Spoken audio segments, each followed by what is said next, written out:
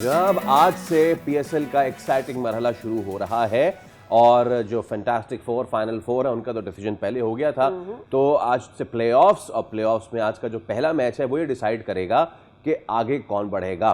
तो Peshawar Zalmi versus Islamabad United Karachi में ये प्लेऑफ का पहला मैच, तो इसी पे हम बात कर लेते हैं। हमारे साथ मौजूद हैं क्रिकेट एक्सपर्ट अब्दुल गफ्फार। अस्सलाम वालेकुम। यार फाइनल फोर का फैसला तो हो गया है, आपके हिसाब से यही चार टीमें डिजर्व करती थी या आप किसी और को भी देखना चाहते थे? बहुत शुक्रिया। सबसे पहले तो नहीं, बिल्कुल चारों डिजर्विंग टीमें हैं और हम ये कह सकते हैं कि लाहौर कलंदर्स थोड़े से जो है ना वो बदकिस्मत रहे कि अच्छी कारकर्दगी भी दिखा दी आखिरी एक दो मैचेस में, लेकिन हैदराबाद एक ऐसी चीज़ करके मतलब आगे निकल गया जो कि क्रिकेट में बहुत कम होता है। यानी कि आप सवा दो तकरीबन 250 रन बनाएं और फिर उसके बाद 150 के अंदर आउट कर दें, और ये वैसे तो आप जीत जाते हैं, लेकिन अगर ऐसी सिचुएशन हो तो इतना आसान नहीं होता। तो फुल क्रेडिट टू हैदराबाद। और मेरे ख्याल में मैं बिल्कुल ये कहूँगा कि चारों डिजर्विंग टीमें ही पहुंची हैं। पेशावर को देखें, 9 मैचेस जीते हुए। इस्लामाबाद हमेशा की तरह टॉप 2 के अंदर। मुल्तान की कंसिस्टेंट परफॉर्मेंस रही। और बाकी जो टीमें हैं, खासतौर पर कराची और लाहौर की अगर मैं बात करूँ, इतना अच्छा स्टार्ट मिलने के बाद मुझे लगता है कि अपनी गलतियों, कुछ छुट्टियों की वजह से, कोई कंट्रोवर्सी की वजह से ये सारा मामला रहा। लेकिन चलिए, जो हुआ सो हुआ। वो जो टीमें पहुंची हैं चारों, मेरे ख्याल में उनकी ज़्यादा बात करनी चाहिए। बिल्कुल डिजर्विंग टीमें जो है वो प्लेऑफ में पहुंची हैं। अब्दुल गफ्फार भाई, ये बताइए कि पाकिस्तान को हमेशा से ही हमें ये पता है कि मिडिल ऑर्डर का मसला दरपेश रहता है। इस बार का जो पीएसएल हुआ है, आपको लग रहा है कि इससे हमारा मिडिल ऑर्डर का जो मसला है सॉर्ट आउट हो गया है?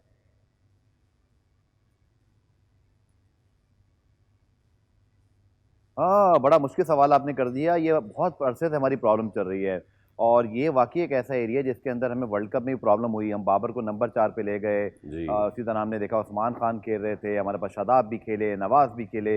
लेकिन इस लीग में ना सही, बल्कि इससे पिछली लीग में भी हमारे कुछ लड़कों ने ग्लिम्स दिखा दिए थे। जैसे इरफान नियाजी हमारी टीम तक भी आए, लेकिन फिर हमने ड्रॉप कर दिया। हसन नवाज इसी तरह पाकिस्तान टीम में आए। सेंचुरी उन्होंने बतौर ओपनर जरूर बनाई थी, लेकिन उनके अंदर पोटेंशियल है। एक दो मैचेस फिनिश किए, उनकी कारकर्दगी भी अच्छी रही। अब्दुल समद के अंदर भी पोटेंशियल मौजूद है। फिर हमें कुछ इरफान मिन्हाज की बात कर लें, और कुछ हमारे जैसे ऑलराउंडर की हमें थोड़ी ज़रूरत ज़रूर है, क्योंकि आपका जो मिडल ऑर्डर है उससे लिंक्ड होता है आपका लोअर ऑर्डर और फिर एक ऑलराउंडर।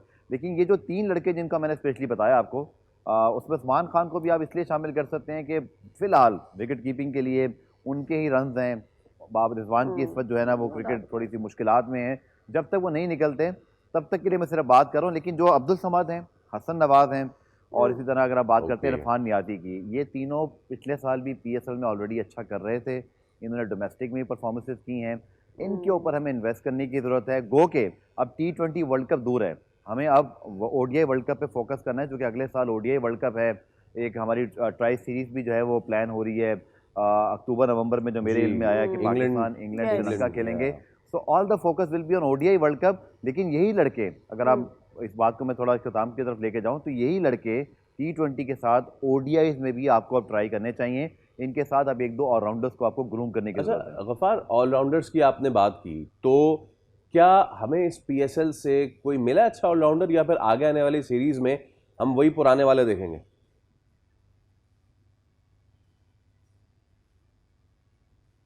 आमिर जमाल एक ऐसे ऑलराउंडर पोटेंशियल थे जिनको मुझे लगता थे। था कि आगे जाना चाहिए था, बट वो बहुत सारी वजूहात की बना पर, इंजरी है उनके साथ, फिर कंसिस्टेंसी, कुछ फॉर्मेट में उनको आगे पीछे किया गया। वो एक पोटेंशियल हो सकते हैं। फ़हीम अशरफ ने गाहे बगाए कहीं ना कहीं परफॉर्मेंस दिखाई है, लेकिन अचानक से फिर वो इररेलेवेंट हो जाते हैं। ना वो बैटिंग में नज़र आते हैं, ना बॉलिंग यस। में। यही नवाज के साथ कभी कभी तो ऐसा होता है कि उनको बॉलिंग ही नहीं मिलती। ऑलराउंडर तो वो होता है जो कि आपको हर मैच में आपका इंटीग्रल पार्ट हो। अनफॉर्चुनेटली हमारे पास इस वक्त बड़ा फुकदान है। शादाब की परफॉर्मेंस आप देखें, नवाज़ की देखें, इमाद वसीम तो चले अब इंटरनेशनल खेलते नहीं, लेकिन अब हमें जैसे अरफात मिन्हास हैं, और एक आध लड़का मेरे ज़हन में अगर नहीं आ रहा, तो हमें यंग, मेरा किसी कहने का मतलब ये है कि T20 के लिए तो अब आप सिर्फ यंगस्टर्स पे ही रिलाय करें। आपके पास राइट। जितने यंग ऑप्शन है ना, मैं ये नहीं कहूँगा कि आप पुराने ऑप्शन पे जाएं। अब आपको नए ऑप्शन पे जाना चाहिए। आप उन लड़कों को ट्राई करें। बाय द वे, मास सदाकत में भी क्वालिटी है जो आपको हाँ। ओवर्स निकाल के यस, दे दें। यस। साइम वजूब की फॉर्म बड़ी ख़राब है, वरना उनमें भी क्वालिटी थी। लेकिन अरे नहीं हमें भाई। डाउन डी नहीं ऑर्डर, चाहिए साइम हमें बॉलिंग ऑलराउंडर। ऑलराउंडर्स की ज़रूरत है। जैसे आपको याद है माजी में एंडी फ्लिंटॉफ की हम बात करते थे, अब्दुल रज़ाक की, अज़म महमूद की, मतलब ये पक्के बैट्समैन, पक्के बॉलर थे। और खास तौर पर अगर मैं बात करता हूँ रज़ाक अजहर जैसे ऑलराउंडर की, ऐसा ऑलराउंडर पाकिस्तान को अरसा हो गया नहीं मिला।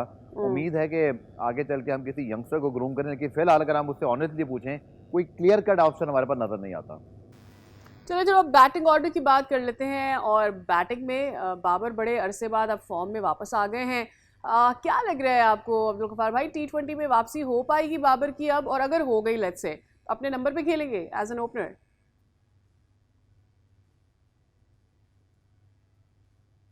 100% होगी, क्योंकि देखें आपके पास और चॉइसेस नहीं है। साइम अयूब की फॉर्म नहीं है। इसी तरह अगर आप बात करते हैं, साहबजादा फरहान आपके इन फॉर्म बैट्समैन है, फ़खर जमान, बाबर आजम, और अगर आप बात करते हैं साहबजादा फरहान, यही 3 हमारी बैटिंग के पिलर रहेंगे। इसके अराउंड हमें टीम बनानी पड़ेगी।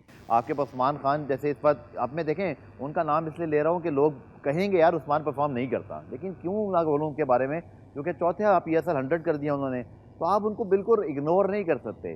तो बाबर आजम ज़रूर होंगे, उनका लीग भी अच्छा गया है, लेकिन समझने की बात क्या है कि उनको वही सपोर्ट पाकिस्तान टीम में चाहिए होगी जो पेशावर ज़ल्मी में मिली, यानी कौशल मेंडिस उनके साथ पूरी लीग में रन्स करते रहे। जब एक प्लेयर उनके साथ रन्स करता है ना, पार्टनरशिप करता है, जैसे रिजवान के साथ उनकी एक ज़माने में ओपनिंग थी, तो वो खुलकर खेलते हैं और वो बेनिफिशियल होता है पाकिस्तान टीम के लिए।